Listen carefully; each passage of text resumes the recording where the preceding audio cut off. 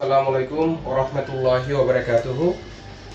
একটু এদিকে আসো। পানিতে পড়লে একটা ডিভাইস যখন পানিতে পড়ে, পানিতে পড়ার সাথে সাথে যদি আপনার পানি রিমুভ করতে না পারেন এবং আপনার যদি খেয়ালও না থাকে, দেখেন একটা ডিভাইসের অবস্থা কী। হ্যাঁ, একটু কাছ থেকে দেখালে বোঝা যাবে। এটা এই যে দেখেন, এই যে কী অবস্থায় ডিভাইসটার। হ্যাঁ, এটা হচ্ছে এই যে এখানে এখানে অর্থাৎ প্রচুর পরিমাণে পানি ঢুকছে। হ্যাঁ, আমরা এই পানিগুলা যদি আপনি প্রপারলি হচ্ছে রিমুভ না করেন, তাহলে হচ্ছে এই পার্টসগুলো কাজ করবে না, শর্ট হয়ে যাবে।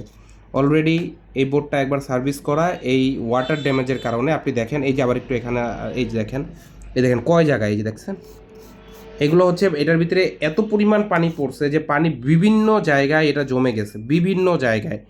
অর্থাৎ এই যে দেখেন পার্টসগুলো উঠে গেছে, অর্থাৎ পিসি যে যে বোর্ডটা আছে এই বোর্ড থেকে সব পার্টসগুলো উঠে গেছে,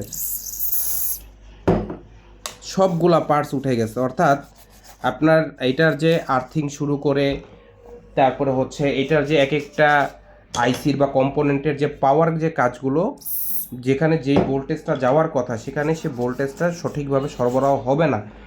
এমনকি এই যে দেখেন, এই যে এখানে একটু, এখানে আরেকটু ক্লোজ, এই যে দেখেন এখানের অবস্থাটা কি, এই যে দেখেন এই যে কোনাগুলা।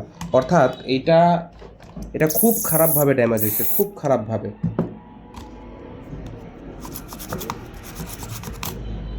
মাদারবোর্ডটা একেবারে ড্যামেজড।